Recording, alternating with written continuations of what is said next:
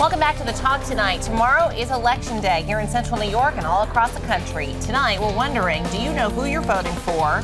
And where do you go to look for information? The internet and social media are becoming an important, convenient tool, but it seems like every year, campaign ads get more intense and controversial. And then, of course, there are those flyers in the mail. Do you pay attention to them?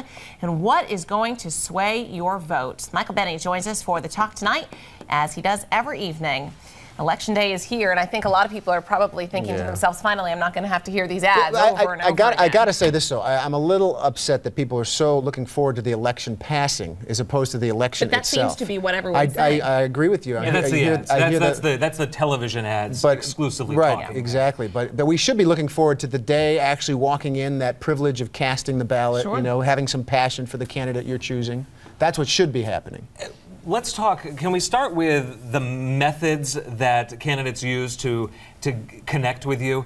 And can we universally say that the at-home flyers that come in the mail are just the most ridiculous way of doing business? Well, I don't know if they're the most ridiculous because they're passive. Really? Yeah, they're passive. They come in the mail, you see them, you look at it, you put it in your recycling bin. So that doesn't bother me as much as when I have to actually pick up the phone and there's a machine calling me saying, you know, hello, Matt Mulcahy. We understand you voted in 1984 and you should vote for such and such a candidate. But to Michael's point, that's my robocall. Right, I find there's no waste there. It's a waste of time for sure. But what comes in the mail drives me nuts. Yeah, well, I understand why it does. And Oprah even sent us an email trying to get word out, and we should do it now. They're recyclable.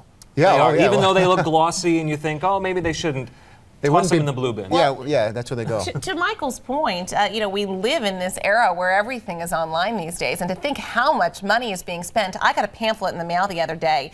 It must have been 15 pages thick. Oh, that's a nice one, yeah. And glossy. And how much that particular campaign must have spent on that, and it literally just went right in the recycling bin. There's an awful lot of money being spent. I think what really ends up making a bigger impact is I had one representative knock on my door this weekend, and I actually talked to him for a few minutes and just had a nice exchange. In person. And that actually, to me, was meaningful. That they had made that effort. That they clearly were going around to their whole district if they could, and I think that has some impact to it. Kind of good old-fashioned campaign. Yeah, it really was, you know, and you're right, the flyers, the ads. I mean, I haven't heard anybody say, geez, I love those television ads at this point, you know. They probably aren't even watching television anymore. You know, when we talk about the point of how do folks get their information these days and what helps decide the election, what for me is particularly concerning is, you know, you don't believe everything you read on the internet.